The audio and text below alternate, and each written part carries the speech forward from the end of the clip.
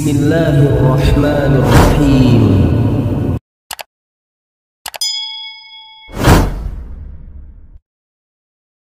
Assalamualaikum warahmatullahi wabarakatuh. Kaifa halukum? Segala sesuatu dengan mengucapkan basmalah. Ada lintasan di dalam tubuh. Apa kita diciptakan? Mengetahui apa saja manfaat dari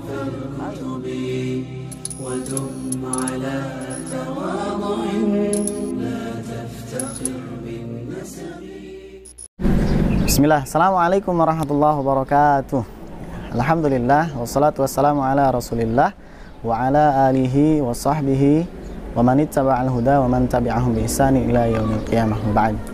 Kaifa halukum santri-santri sekalian dirahmati Allah Subhanahu wa taala, ya, kembali bertemu dengan Ustadz di sini, ya.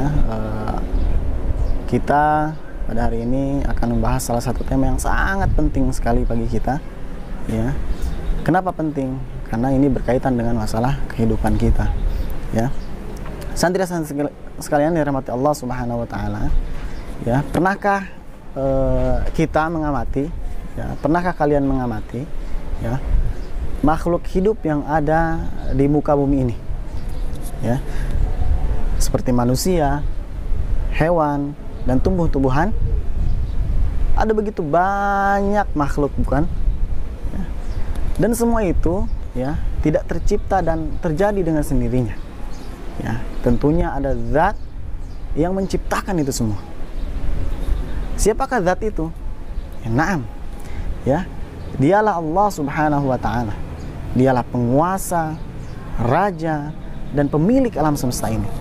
Ya, yang menciptakan seluruh makhluk-makhluk hidup, mengatur setiap kegiatan dan aktivitas makhluknya, ya, termasuk mengatur dan memberi rizki seluruh makhluk yang ada di muka bumi ini.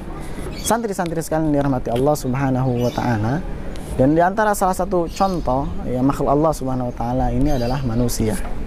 Santri-santri sekalian dirahmati Allah Subhanahu wa taala, ya, Allah menciptakan manusia, ya, tentu tidak hanya sekedar menciptakan saja, tapi juga mengatur segala aktivitasnya. Nah, mulai dari terbangun di pagi hari, menghembuskan nafas dan menghirup udara segar. Siapakah yang mengatur udara yang kita hirup dan hembuskan itu? Nah, dialah Allah Subhanahu wa taala. Santri-santri sekalian, ya, manusia tentu membutuhkan makanan, ya, butuh pakaian, butuh tempat tinggal, ya. Lalu siapa yang memberikan itu semua kepada manusia? Ya, kecuali Allah Subhanahu wa taala yang mampu, ya. Allah memberikan manusia rezeki seperti makanan, ya.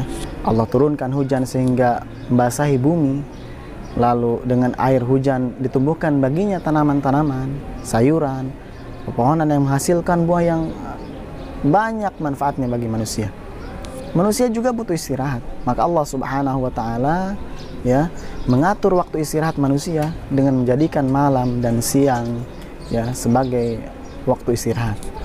Sebagaimana Allah Subhanahu wa taala berfirman di dalam Quran surah Al-Furqan, ya, Allah taala berfirman, wa huwa alladzi ja'ala lakumul laila libasan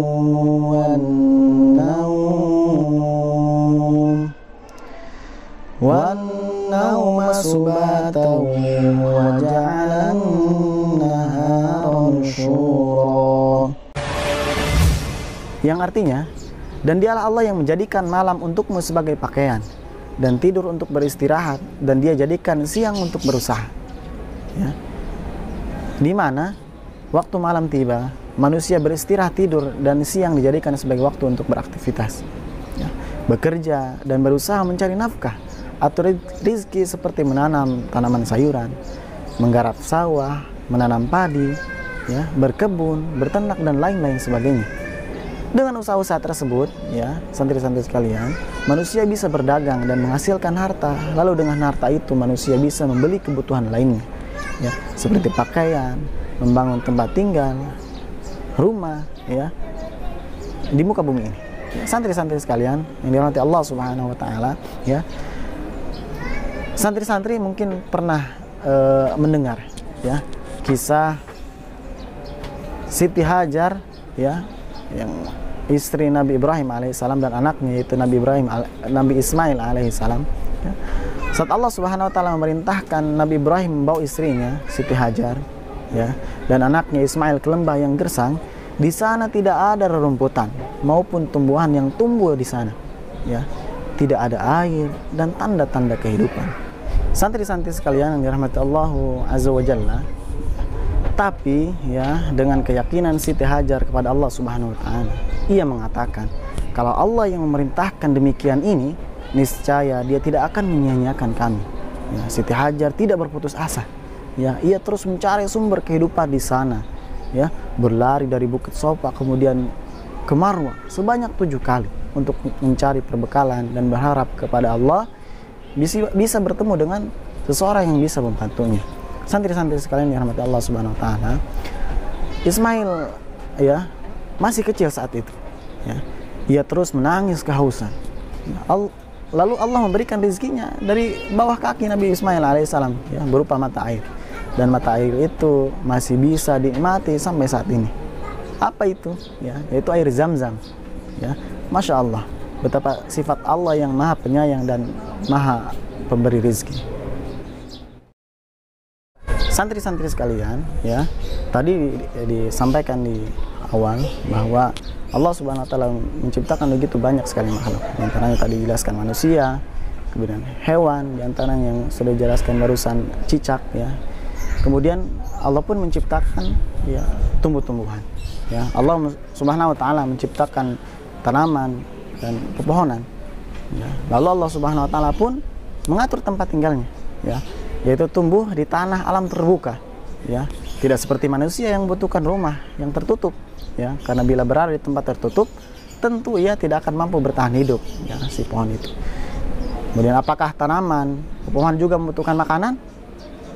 Ya, tentu. Allah memberikan rezeki kepada tanaman dengan caranya tersendiri, ya, di mana tanaman berbeda dengan manusia, ya, berbeda dengan manusia dan hewan, ya, tidak memiliki tangan, kaki, tapi dengan kuasa Allah Subhanahu wa taala, ya, tetap ya dia bisa mendapatkan makanannya dengan diam di tempat ia tumbuh, ya, melalui sinar matahari dan dari akar-akarnya. Ya. Santri-santri sekalian yang dirahmati Allah Subhanahu wa taala, ya, dan di antara makhluk Allah Subhanahu wa taala yang lainnya, ya, yang Allah ciptakan, di antara kita ada hewan, ya. Coba Ustaz tanya, ada yang tahu apa itu cicak? Ya. Mungkin kalian pernah, ya, atau bahkan sering melihat cicak, ya. Allah Subhanahu wa taala menciptakan cicak, ya, dan Allah pula yang mengatur tempat tinggalnya, yaitu di dinding atau atap-atap rumah kita. Cicak tidak bisa hidup di air. Bila cicak terjatuh di genangan air, ya, maka ia tidak akan pernah bisa bertahan hidup. Cicak butuh, ya, akan makanan, ya. Dan Allah Subhanahu wa taala memberikan cicak rezeki berupa nyamuk, ya, laron dan hewan-hewan bersayap lainnya. Dan ada yang unik di sini, santri-santri sekalian, cicak yang merayap dan menempel di dinding, ya, tidak memiliki sayap, ya, tetapi atas kuasa Allah Subhanahu wa taala, ya, Allah memberikan kelebihan pada cicak, ya, berupa lidah, ya, yang memiliki gerakan cepat, sehingga dengan lidahnya yang begitu cepat tersebut bisa menangkap, ya, serangga yang bersayap. Ya. Santri-santri sekalian yang dirahmati Allah Azza wa Jalla, ya, begitu Masya Allah, ya, sungguh begitu besar kekuasaan Allah Subhanahu wa taala dan kasih sayangnya kepada makhluknya, ya. Hal ini sebagaimana yang digambarkan oleh Allah Subhanahu wa taala di dalam Quran surah Asy-Syura ayat 19. Allah taala berfirman, yang artinya Allah maha lembut terhadap hambanya, ya, dia memberi rezeki kepada yang dia kehendaki, ya, dan dialah yang maha kuat lagi maha perkasa. Santri-santri sekalian yang dirahmati Allah Azza wa Jalla, maka daripada itu, ya, kita sebagai makhluk ciptaan Allah Subhanahu wa taala, mari kita selalu bersyukur kepada Allah. Salah satu bentuk rasa syukur kita kepadanya ialah dengan senantiasa menyayangi sesama makhluknya, ya, menjaga lingkungan sekitar seperti rajin menyirami atau merawat tanaman, ya, tidak merusak seperti menginjak ataupun mencabut tanaman, tidak mengganggu hewan, tidak merusak alam dan segala yang Allah telah ciptakan.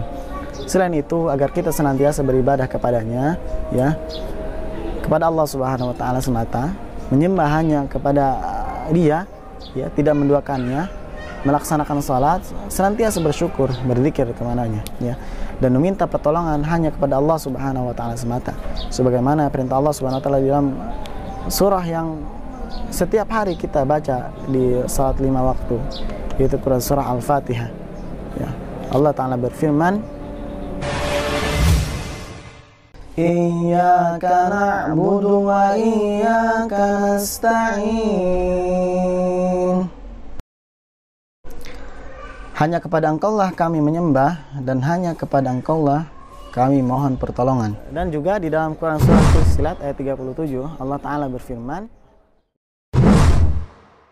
Wa min ayatihil lailu wan naharu wasyamsu wal qamar la tasjudu lisyamsi wala lil qamari wasjudu lillahi alladhi